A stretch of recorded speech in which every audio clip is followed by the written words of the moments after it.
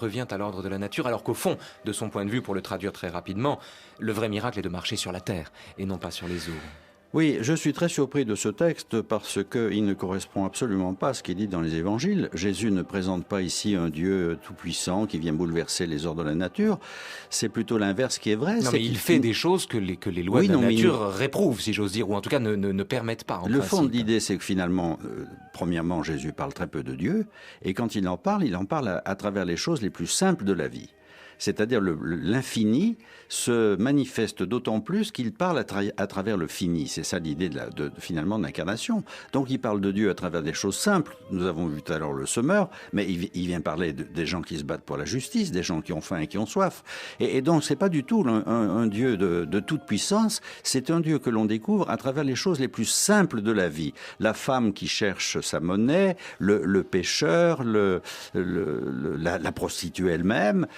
C'est ça qui est tout à fait étonnant et que je crois la philosophie des Lumières, pour cette espèce de raison, n'a pas compris. Imaginer un Dieu, si vous voulez, purement surnaturel, qui vient frapper les hommes par des miracles étonnants. Ça n'est pas ce qu'on trouve dans les évangiles. On est d'accord, mais enfin, marcher sur l'eau, ressusciter quelqu'un, ou bien multiplier les pains, ou bien guérir quelqu'un d'un mal incurable, on est là dans l'ordre, malgré tout, du miraculeux, entendu comme ce qui déroge à l'ordre de la nature, Paul Valadier. Touche des choses tout à fait simples, qui sont la souffrance, qui sont la faim, qui sont la mort, qui sont... Voilà, c'est pas vous éblouir en faisant des choses extraordinaires, en précipitant les montagnes dans la mer, c'est des choses tout à fait simples.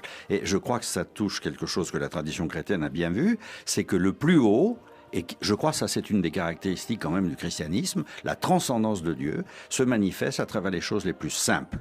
Les dieux sont dans la cuisine. Je crois que c'est Sainte Thérèse d'Avila qui le disait. C'est-à-dire dans les choses les plus simples. Alors ça, c'est une chose évidemment très très difficile à comprendre car nous aimons beaucoup situer la transcendance tout à fait lointain ou dans les choses extraordinaires.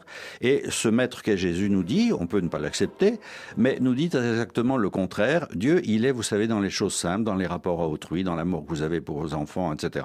Et c'est là-dedans que vous le trouvez. Ça n'est pas en regardant le ciel, c'est ce qu'il va dire au moment de l'ascension, mais c'est en vous occupant des choses de la terre, de la justice, en donnant à manger à ceux qui ont faim, en travaillant pour la justice. C'est comme ça que vous rencontrez Dieu. Alors, c'est évidemment... Une chose est de donner à manger à ceux qui ont faim, Paul Valadier, tout autre est de ressusciter quelqu'un d'entre les morts.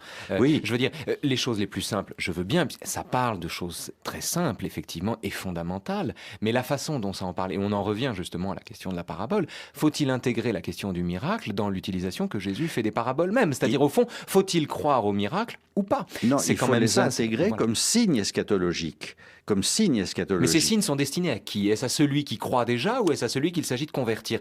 Pascal fait dire à Christ, tu ne me chercherais pas si tu ne m'avais déjà trouvé. Oui. Les miracles sont-ils accessibles à celui qui croit déjà ou bien à l'incrédule qui, devant les miracles qui dérogent à l'ordre de la nature, adhère? Oui, non, mais les miracles n'ont de sens, encore une fois, que par rapport à l'attente messianique d'Israël.